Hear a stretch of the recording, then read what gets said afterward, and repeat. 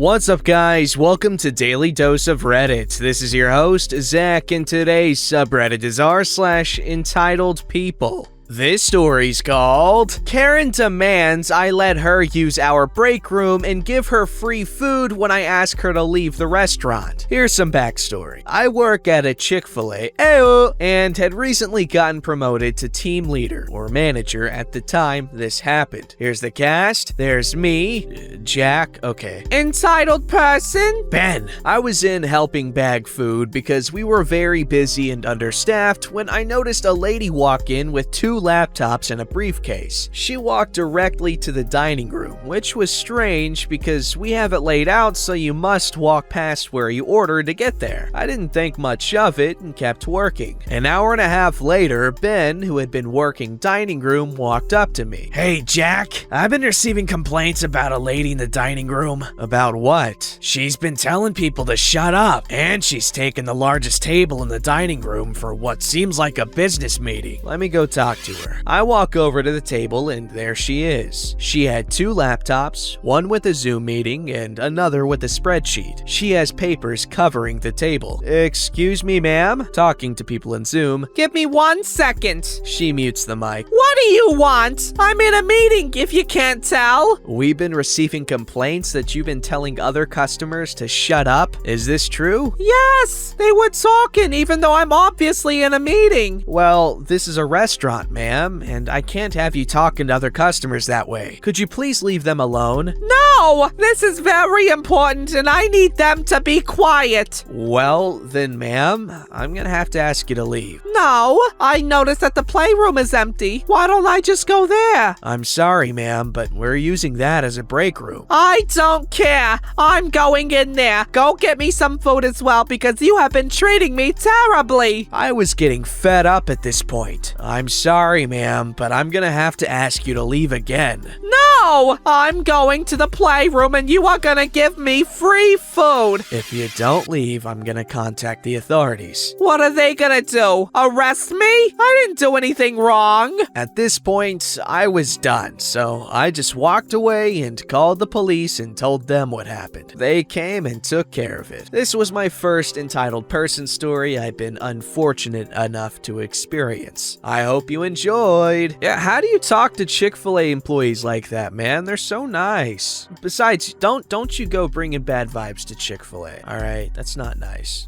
They've already got a lot going in terms of bad vibes. But I'll be damned if their food and service aren't exceptional. Whew. This story's called Karen Tries to Get My Pet Duck Put Down. That was fun to read. Sad though, really sad. I don't know if this belongs here, but here is some background. I live in a pretty nice neighborhood in a townhome. There is an overflow nearby my house that is about 30 seconds away from my house. My neighbor from across the street has pet ducks that she had kept in her garage until they could live without needing the heat lamp. The day she let the little ducks out to the overflow, they walked straight to my front door and stayed until I followed them to the little overflow pond. This was when I fell in love with them. Their names are Walden and Delilah. Walden is a super social duck, but he was born pigeon-toed. I think y'all can see where this is going. At the time, Walden was pretty sick with lead poisoning, but he was healing really well and was quickly regaining strength. The owner of the ducks, we'll call her Duck Lady, had given me the role of their uncle, as I have been with them since the beginning. So I had the important job of always keeping watch on them when she wasn't. One day my mom shouted that there was a large gathering of people at the pond, so I ran to see what was going on. A police officer was slowly approaching Walden while Karen was next to him. The instant I saw that, my heart sunk and slowly moved to the front of the small crowd. The police officer picked up Walden and held him in a baby hold and looked towards the crowd. Is this anyone's duck?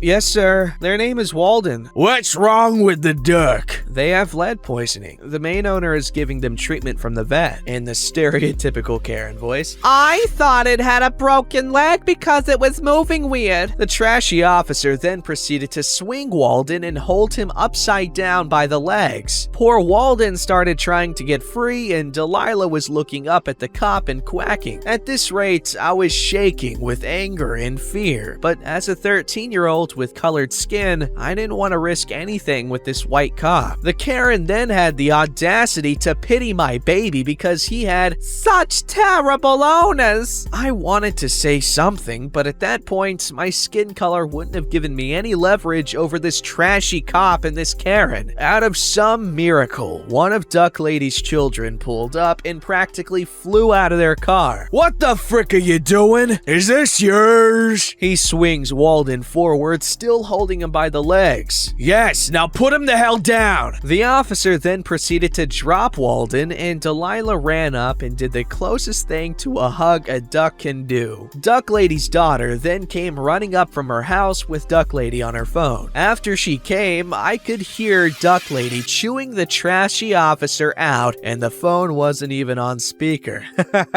When I got home, I collapsed and just kind of cried. It was so stressful. Aftermath, Duck Lady and I both happened to meet at the pond when going to check on Walden. She tells me in no uncertain terms what she would have done to that cop if she was there, and we just laughed the incident off. She thanked me for speaking up and told me that Walden would have most likely been put down. Well, that's my story. Sorry if it isn't the best format-wise. I'm writing this on my phone, and this is my first post on Reddit. Holy frick, I just got an award. I don't know what it means, but thanks a whole bunch to everyone for the thoughtful comments, upvotes. I can't read, guys. And all-around support. Y'all are great. Holy crap, this blew up.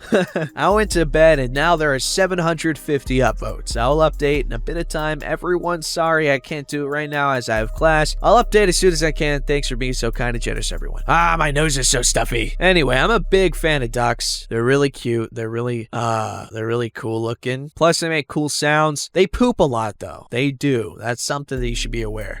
Family friend. They had some ducks at one point at their hotel, and they were some cool ducks, but they flew away at one point. Never came back. I don't know.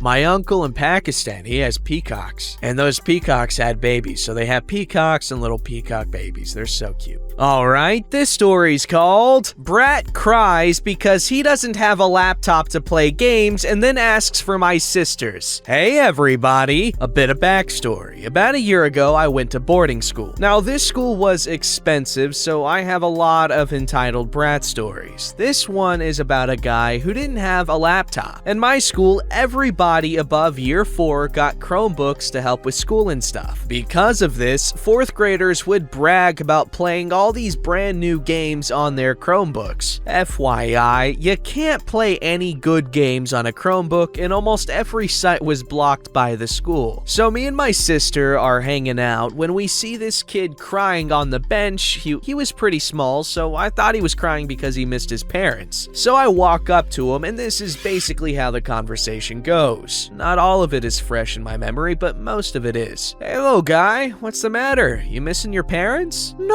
I'm crying because I want to play games." This guy was crying hard and had a very heavy accent, so I asked him again as I didn't understand. Also, he spoke in Hindi, which I was not very good at. What? At this point, my sister enters, and she has more experience speaking to kids, so then she talks to him and tells me he wants a laptop. "Everybody has a Chromebook. I want to play games on a Chromebook, but I don't have one, so I can't play games. Wow!"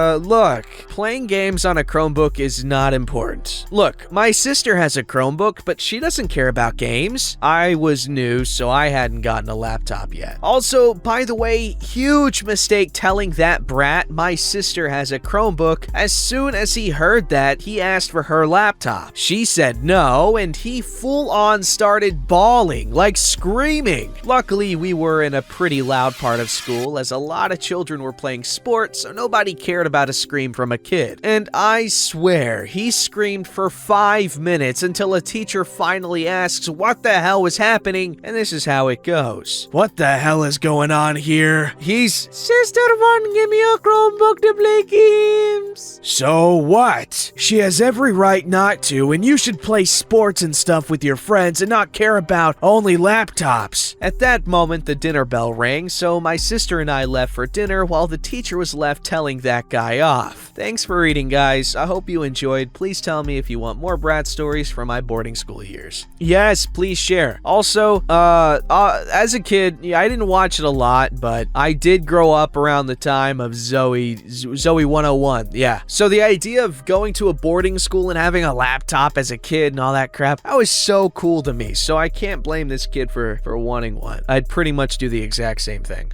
Alright, this story's called Entitled Karen Gets Mad at Me for Not Issuing a Marriage License. Hello everyone, a little bit of background info before we start. I work at a town hall. One of my tasks is issuing marriage licenses when Brovid restrictions ease up like they have. So on to the story. This happened today. I had an appointment to issue a marriage license. I grabbed my mask, sanitized my hands, grabbed the different documents, and head down to one of our 10 by 10 rooms, big enough to have people standing 6 feet apart. Since the town hall doors are locked to avoid walk-ins, I had to meet them at the door. Right away, this Karen had no mask. When I asked her to wear one, she said she was exempt, showing me a screenshot of a US exemption. We're in Canada. We're not allowed to ask for proof, so I just dealt with it and pretend like she never showed me. I didn't ask. I asked her to sanitize her hands. Again, there was refusal. Oh well. So we walk into the room. Our process for marriage license is to have them bring their application, any prior divorce or death certificates, and IDs. I asked if her partner was going to show up. She said yes, so we wait for about 10 minutes. This puts the appointment a little late. We have 30 minutes for each appointment, and I had one in another room right after. Partner arrives, we exchange pleasantries, and we get started. I already checked their IDs and application by email, so I quickly recheck and write the info down on the marriage license. From there, I get into the Brovid questions. 1. Where is your wedding being held? Answer: inside the church at X Street. No big deal, we still allow church weddings if the group is less than 10. 2. Will you be having a reception? If yes, where? Answer: yes, and at X banquet hall. Red flags are sailing, so I asked the third question. 3. How big is the group attending? Answer: all giddy. Well, for my group, there's about 93 guests, and his side, there'll be 80 or so.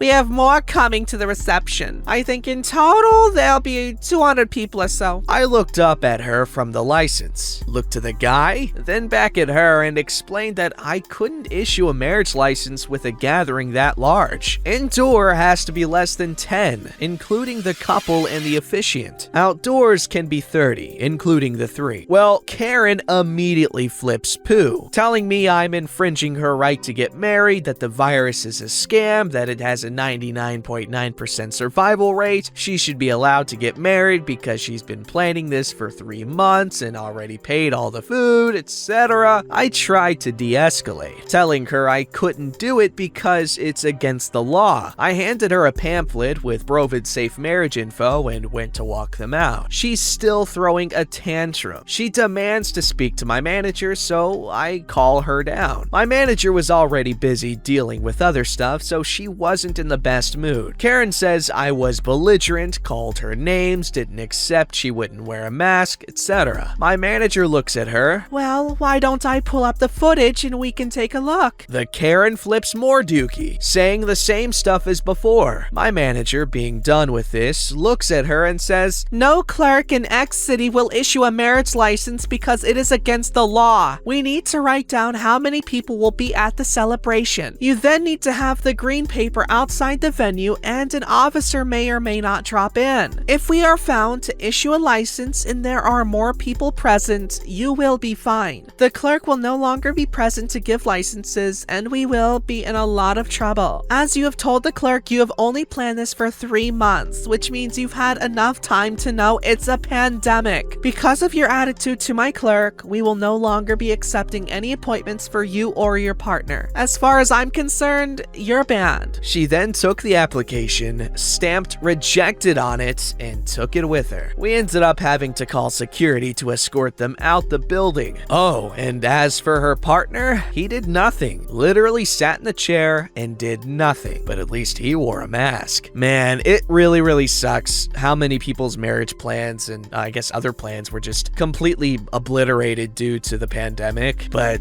come on, if it wasn't planned beforehand, then you really shouldn't have that big of a freaking hissy fit over it, because you can wait till it's over. Or, you know, you can just respect that not everyone wants to get really sick. Alright, this story's called That's a Funny Looking Ambulance. Okay, so this is actually an active situation while I type. I've had to take my mom to the hospital for a blood test, and due to the ongoing global situation, I had to drop her at the door, then head back to the car park. Just outside the hospital entrance, there is an area very clearly marked as ambulances only. Now, this isn't the emergency room, but it's for patient transport and transfer, and it's still very much needed. So imagine my surprise when I see a regular car parked there. No signs indicating that it's patient transport, too small anyway, with a couple of kids in the back playing on their phones. Obviously, someone had to just pop into the hospital and didn't want to pay for the car park or to drag the kids with them. I'm sure that many of you are now looking forward to the part where I strike down this entitled person with great vengeance and furious anger. But I'm British and suffer from social anxiety, so I just rolled my eyes, tutted under my breath, and kept walking. Hopefully karma will have more of a spine. Here's hoping, because honestly there's not much you can do there, other than like maybe slashing their tires, but that would just serve to be even more of a nuisance since they can't move their car out of the way of the ambulances. Don't forget to like, subscribe, and hit that bell to never miss an episode.